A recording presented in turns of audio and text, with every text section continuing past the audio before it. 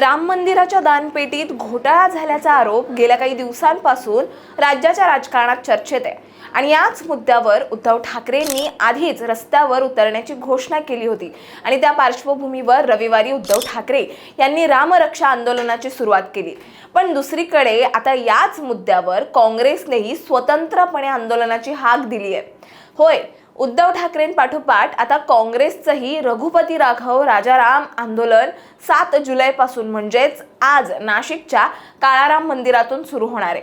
पण यात प्रश्न असा आहे की मवियातले सगळे पक्ष एकत्र असताना एकाच मुद्द्यावर दोन वेगळी आंदोलनं का होत आहेत, यामागचं राजकारण नक्की आहे तरी काय, आपण सविस्तर जाणून घेऊयात या व्हिडिओच्या माध्यमातून। दरम्यान चॅनलवर नवे आला असाल तर इकडे खाली दिसत असलेल्या सबस्क्राइब बटनवर लगेच क्लिक करा।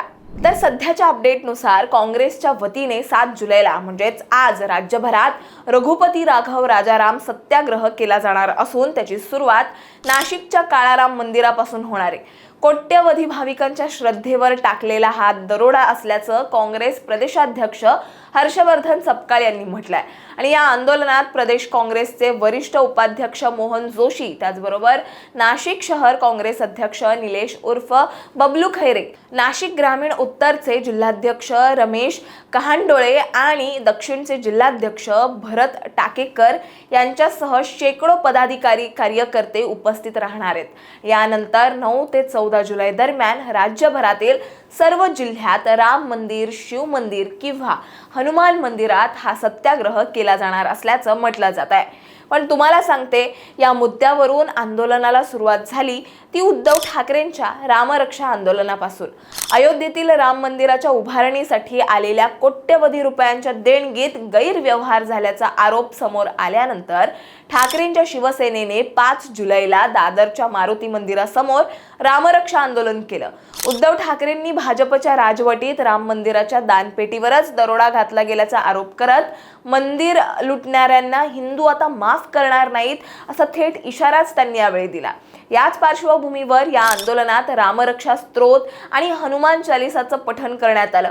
या आंदोलनाला संजय राऊत, आदित्य ठाकरे, किशोरी पेडणेकर यांच्यासह असंख्य शिवसैनिक उपस्थित होते। आता उद्धव ठाकरेंनी या आंदोलनात सर्वच पक्षांना, विशेषतः मवियातल्या घटक पक्षांना सहभागी होण्याचं आवाहन केलं होतं, पण त्यात ना शरद पवारांची राष्ट्रवादी सहभागी झाली ना काँग्रेस पक्ष। त्यामुळे इथेच खरा राजकीय प्रश्न उभा राहतो। मविया म्हणून एकत्र असणारे ठाकरेंची शिवसेना, काँग्रेस आणि शरद पवारांचे राष्ट्रवादी हे तिघांचंही म्हणणं एकच आहे की राम मंदिराच्या देणगीत घोटाळा झाला आणि भाजपला त्याचा जाब विचारायला हवा। पण आंदोलन तिघांचं वेगळं होतंय। उद्धव ठाकरेंनी सगळ्यांना एकत्र येण्याचं आवाहन केलं होतं, तरीही काँग्रेस आणि शरद पवार गट यांनी स्वतंत्र मार्ग स्वीकारला। सध्या शरद पवारांची राष्ट्रवादी द्विधा मनस्थितीत आहे की एनडीए बरोबर जायचं की विरोधात राहायचं। पण दुसरीकडे काँग्रेसने याच विषयावर, याच मुद्द्यावर स्वतंत्र आंदोलनाची हाक दिली आहे। पण काँग्रेस उद्धव ठाकरेंच्या रामरक्षा आंदोलनात फिरकला देखील नाही। त्यामुळे मुद्दा असा आहे, जेव्हा तुम्ही वेगवेगळे आंदोलनं करतात तेव्हा त्याला पाहिजे तेवढा प्रतिसाद मिळत नाही, मात्र जेव्हा तुम्ही एक आघाडी म्हणून एकत्र आंदोलन करता तेव्हा त्याला मोठ्या प्रमाणात प्रतिसाद मिळतो। थोडक्यात सांगायचं झालं तर ठाकरेंच्या शिवसेनेला चांगला प्रतिसाद मिळाला त्या आंदोलनामध्ये, पण हे जर मविया म्हणून त्यांनी एकत्र आंदोलन केलं असतं तर त्याची ताकद आणखीनच वाढली असती।